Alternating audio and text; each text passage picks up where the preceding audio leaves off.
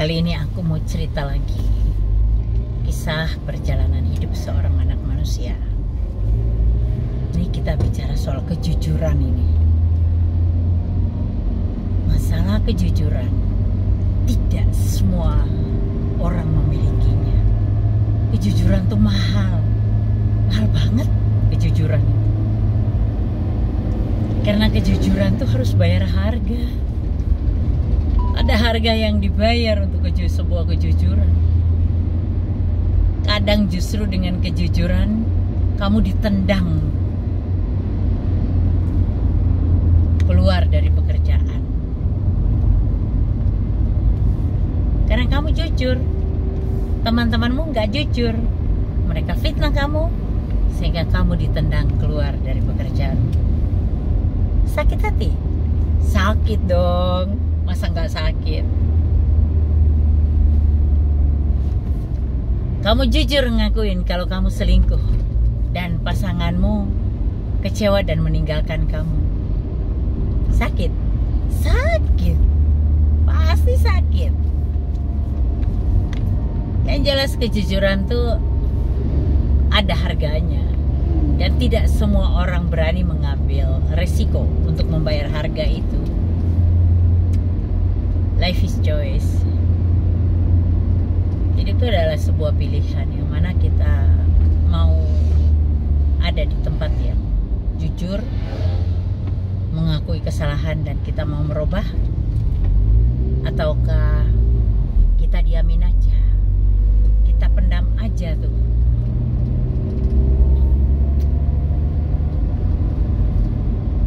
Pengkhianatan kita.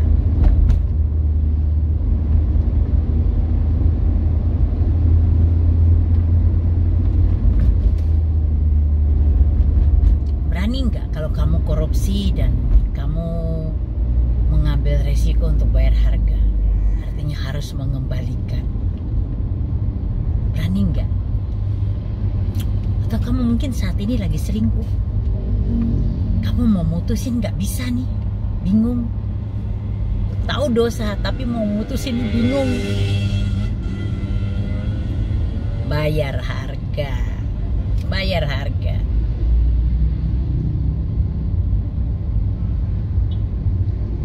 Orang jujur tuh disayang Tuhan loh.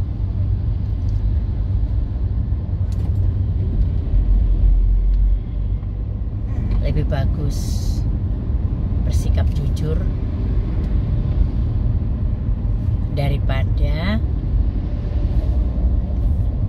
disimpan yang nanti menjadi bumerang buat kamu.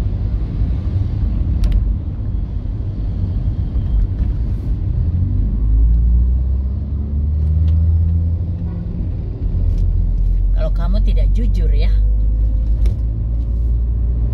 menjadi bendahara yang tidak jujur, menjadi pimpinan yang tidak jujur, ya kan kamu korupsi, makan uang yang bukan hasil keringatmu, ya kan? Sebagai anak Tuhan, dosa nggak tuh? Dosa. Tuh mencuri masuk di kategori dosa mencuri.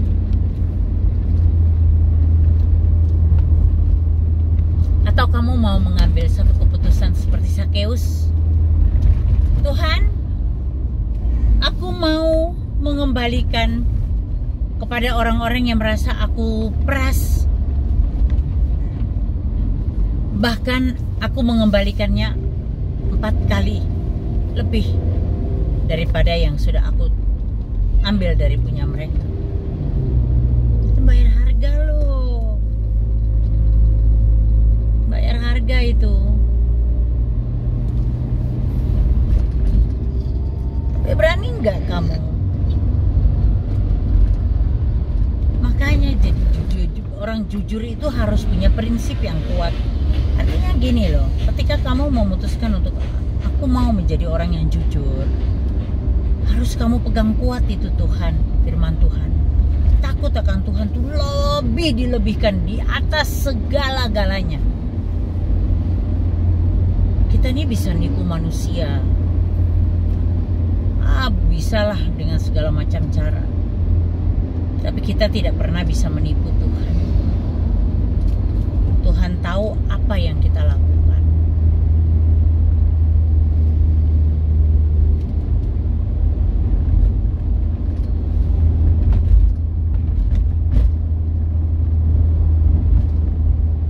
Kalau orang korupsi itu kayaknya kalau roh pencuri itu sudah merasuk hati dan pikiran manusia, itu manusia jadi jahat. Mengambil yang bukan haknya loh. Ngeri.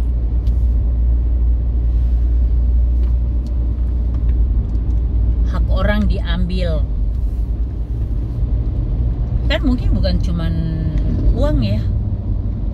Hak orang tuh misalnya istrinya orang, suaminya orang diambil.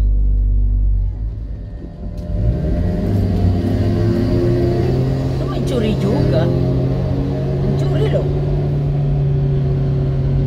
Apa yang punya orang bukan punya kita, kita ambil, itu mencuri. Tanpa sepengetahuannya itu mencuri. Definisi mencuri kan mengambil sesuatu yang bukan milik kita tanpa sepengetahuan pemiliknya. Itu namanya mencuri.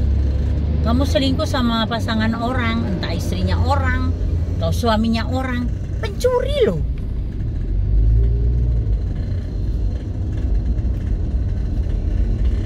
Nah itu kan di dalam firman Tuhan kan sudah dibilangin, jangan kau mencuri.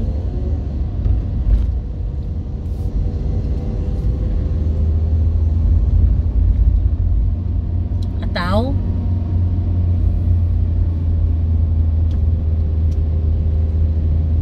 kamu ngambil tuh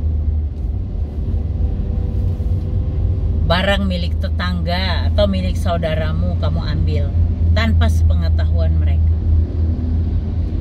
Mencuri.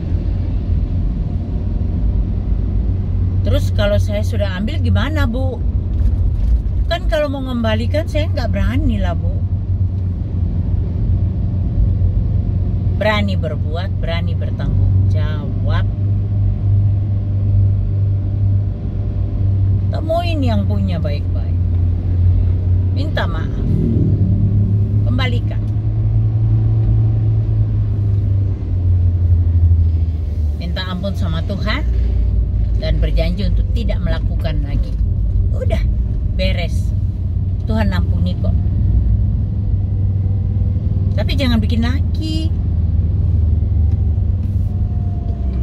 Kamu udah tak bilangin kok masih bikin lagi, bikin lagi. Orang kalau sudah tahu kebenaran firman Tuhan, Tuhan bilang jangan lakukan itu, tapi kita lakukan, terus kita minta maaf sama minta ampun sama Tuhan, Tuhan sudah ampunin, kita buat lagi. Kau pikir Tuhan tuh bisa dimainin? Hah? Ya gak bisa lah.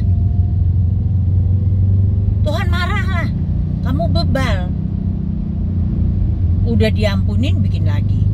Terus mau minta ampun lagi, terus nanti bikin lagi. Capek deh.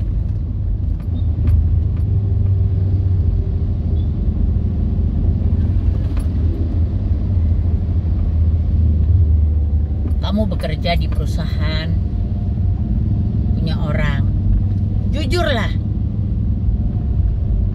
Kalau kamu jujur, kamu kerjanya baik, majikanmu juga akan mengasihi kamu. Dimanapun kita bekerja, manusia nih kalau bekerja, kalau orang itu punya skill bagus, ada kejujuran, dia juga punya effort dalam bekerja ya, bekerja sungguh-sungguh. Masa pimpinannya tidak mengasihi dia? Nggak mungkin.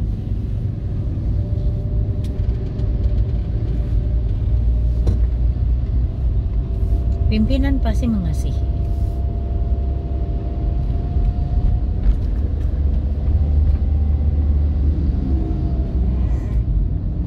Kejujuran itu di atas segala-galanya.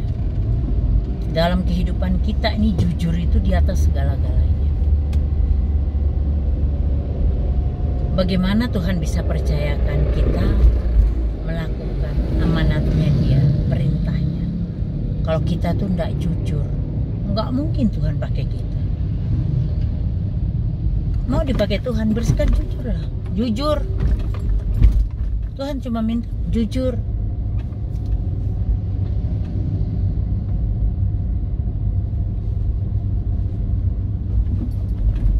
Kalau kamu korupsi, kembalikan uang itu. Ya ibu, udah terlanjur aku beli rumah. Jual rumahnya dan kembalikan, daripada nanti kau berurusan nanti dengan polisi. Kalau pimpinanmu lapor, selesai deh lo. Dulu ada kenalan saya waktu saya masih berbisnis ya. Bisnis saya dulu tuh jualan tas sama sepatu. Ada langganan saya orang bank.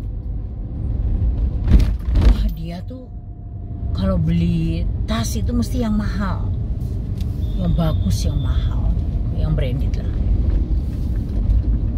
Penampilannya luar biasa. Saya dengar-dengar katanya dia juga sedang renovasi rumah, tapi dia ada beli rumah yang lain juga. Batin saya, uangnya banyak banget ya, dari mana uangnya ya? Kalau orang lain beli tas di saya itu nyicil 4-5 kali. Kalau dia tidak, langsung beli cash. Duitnya banyak banget. Tidak sampai 1 tahun saya melihat perkembangannya dia. Saya dengar lagi sudah di tahanan polisi. Coba kalau sudah ditahan polisi, diproses, nanti semua harta kita disita, bahkan mungkin harta yang kamu beli dengan hasil keringatmu pun disita. Coba, apa ndak pedih hatinya? Coba. Kayaknya jangan ngambil kalau bukan hakmu.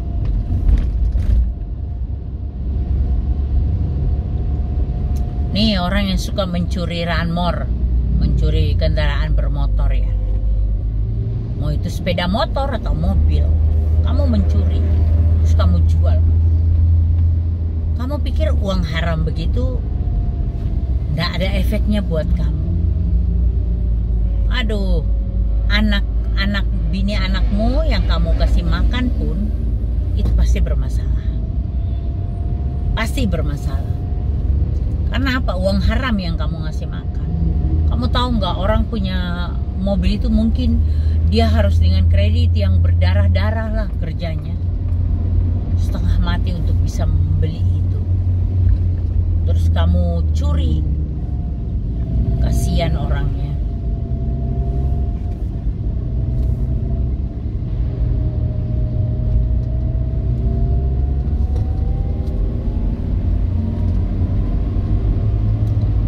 Mau kaya tapi dengan cara instan. Ini ada kejadian. Seorang bapak. Satu waktu dia pulang ke rumah bawa sepeda motor anaknya.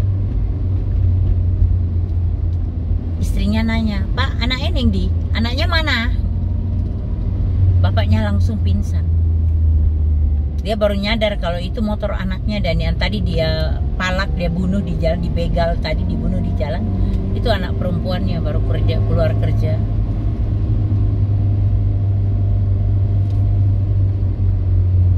Ngeri kan?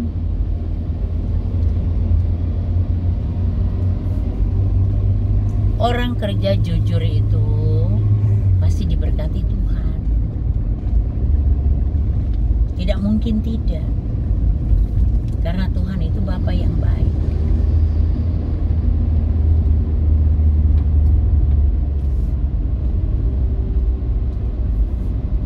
Tuhan tidak pernah menyuruh kita itu mencuri milik orang lain, merampok milik orang lain, merampok negara, merampok tetangga sendiri. Tidak ada, Tuhan nggak suruh.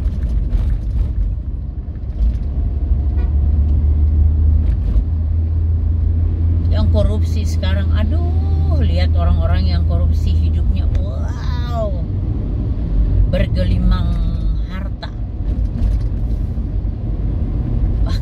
karena korupsi, rumahnya berapa banyak aja nggak tahu, kos-kosannya berapa banyak nggak tahu lagi.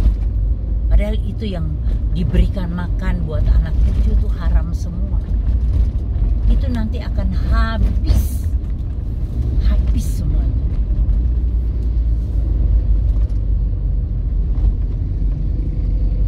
Saya melihat dengan mata kepala saya sendiri, orang yang hidup bergelimang harta dengan hasil korupsi,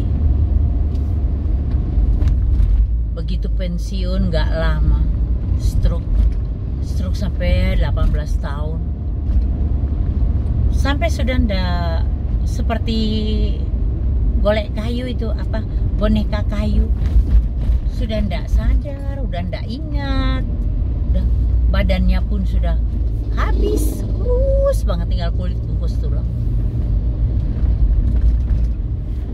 Suster harus bayar mahal untuk ngurusi dia, makannya disondekan, makannya harus ambil di rumah sakit lagi untuk disonde. Tempat tidur yang khusus itu kan, itu juga disewa, harus bayar. Obat-obatannya yang mana sampai akhirnya harta-harta yang didapat itu habis untuk ngobatin dia, dijual buat ngobatin, sampai akhirnya dia meninggal. Istrinya pun sudah sakit-sakit, meninggal juga. Ya intinya hidup tuh yang jujur aja lah. Kalau hidup jujur itu kita ndak ada rasa takut sama Tuhan, dan kita pasti diberkati Tuhan. Bersikap jujur lebih baik daripada mengambil yang bukan hak kita. Oke. Apakah kamu orang yang jujur? Koreksi hati. Hidupmu jujur nggak? Kalau saat ini kamu mungkin tidak jujur, bertobat. Selagi nafas masih ada dalam hidupmu, dalam tubuhmu, minta ampun sama Tuhan. Udah, Tuhan cuma mau itu, supaya kamu minta ampun, bertobat sungguh-sungguh. Yang bukan hakmu kembalikan. Selesai. Oke, kita jumpa lagi di cerita yang versi lain, kisah perjalanan hidup seorang anak manusia. Tuhan Yesus memberkati.